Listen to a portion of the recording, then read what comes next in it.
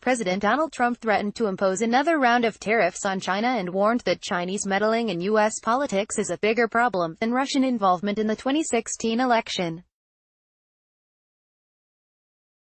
Asked in an interview with CBS's 60 Minutes whether he wants to push China's economy into a depression, Mr. Trump said, "No," before comparing the country's stock market losses since the tariffs first launched to those in 1929, the start of the Great Depression in the U.S. "I want them to negotiate a fair deal with us.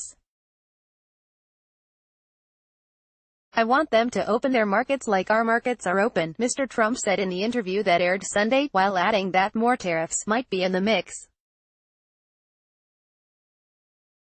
Read more. IMF chief Lagarde says trade risk set to spur more volatility. China want to use currency as tool in trade war. Says U.S.-China trade war forces IMF to cut global economic forecast for first time since July 2016.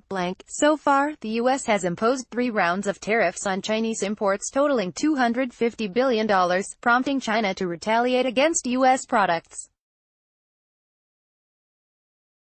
The president previously has threatened to hit virtually all Chinese imports with duties. Questioned about his relationship with Russian President Vladimir Putin and the Kremlin's efforts to influence the 2016 presidential election, Mr. Trump quickly turned back to China. "They meddled," he said of Russia, "but I think China meddled too. I think China meddled also. And I think, frankly, China is a bigger problem," Mr. Trump said, as interviewer Leslie Stahl interrupted him for diverting from a discussion of Russia. He didn't provide evidence in the interview of China's involvement in the last election or its involvement in the current election cycle. Mr. Trump made similar accusations last month during a speech at the United Nations, which his aides rushed to substantiate by pointing to long-term Chinese influence campaigns and an advertising section in the Des Moines Register warning farmers about the potential effects of his tariffs. Ms. Stahl tried to get Mr. Trump to commit to not firing special counsel Robert Mueller, who's leading the investigation into Russian interference in the 2016 presidential campaign. The president refused to do so, telling her, "I don't pledge anything. But I will tell you, I have no intention of doing that. I think it's a very unfair investigation because there was no collusion of any kind." Discussing Brett Kavanaugh's confirmation to the Supreme Court, Mr. Trump took credit for getting his nomination through the Senate around Christine Blasey Ford's allegations that the judge tried to sexually assault her when they were in high school. At a campaign rally in Mississippi late last month, Mr. Trump mocked Ms. Ford for what he cast as her incoherent story about what happened with Mr. Kavanaugh, a move that even drew some criticism from Republican senators.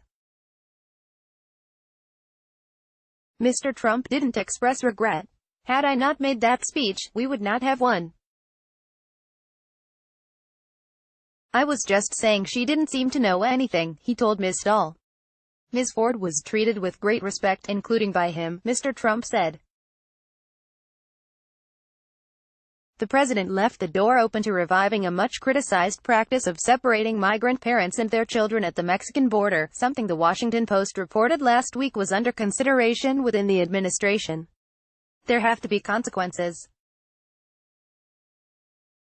for coming into our country illegally," he said, arguing that, "Part of the reason I have to blame myself, the economy is so strong that everybody wants to come into the United States." Pressed again, he added, "You can't say yes or no.